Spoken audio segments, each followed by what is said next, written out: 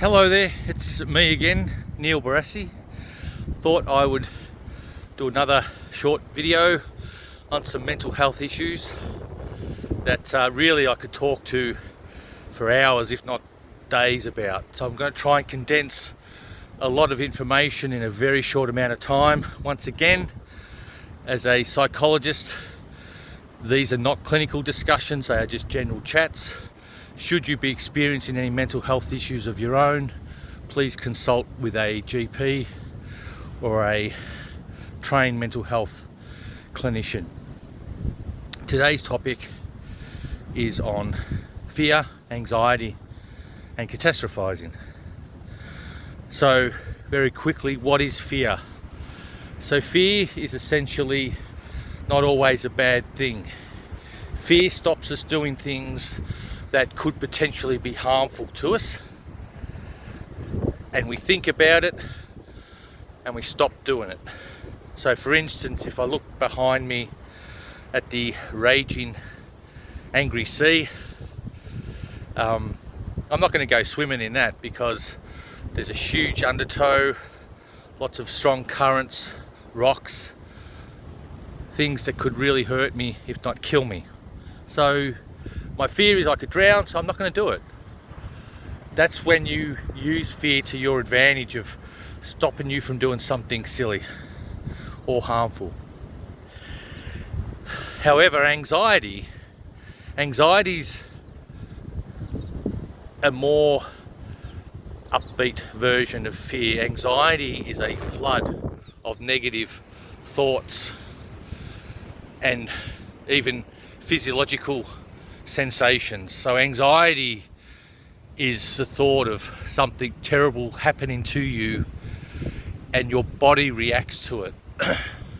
I won't even have time to get into the flight and fight and freeze today, maybe later, but anxiety is when you're fearing something really dreadful happening, your body reacts to it and it takes control.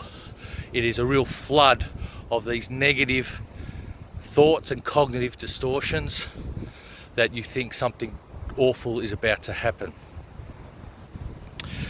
Catastrophizing is anxiety on steroids.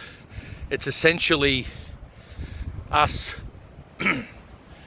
scripting a story of something bad that's going to happen as if it really is going to happen. Some examples I've used previously is if I were to get my driver's license in another, 3 months, and all I do is worry about getting my license, and I think I'm going to fail that license, and if I do fail it, my partner will leave me, I'll lose my job. If I lose my job, I won't pay the rent. If I can't pay the rent, I'm going to become homeless. If I become homeless, I'll end up on drugs and crime and end up dead or in jail. You can see how the story really gets away on us. And we truly believe it's going to happen. So a suggestion here is to stop predicting something bad is going to happen and the chain of events that occur with it. Like I said, you can use fear to your advantage of stopping you from doing something bad. It's not about not taking risks. That's different. Fear is something that if you control it and use it, it keeps you safe. Excessive fear is a different ball game. That's when you start getting into other things. And as I mentioned, anxiety is an increased flood of thoughts that something bad is going to happen, and your body reacts to it. So in all of that, some of the things you need to think about is the prediction that we make and we have in our head. And I often say to people, when you start thinking about all these negative things, can you tell me what the Lotto numbers are going to be? And they'll say, no, of course I can't. And I'll say, why? They'll say, well, I can't predict the future. And I'll say, yeah, but you think you can predict all of these bad things going wrong, yet you know you cannot predict what the test lotto numbers are. And that sort of brings it into reality for them, is that, oh, actually maybe I can't predict bad things. And it is human nature that we do swing to negative things much more easily than positive. So once again, this is a huge subject condensed in a very short amount of time. But thank you very much for all your likes and your personal comments. That encourages me to maybe do some more. Feel free to reach out.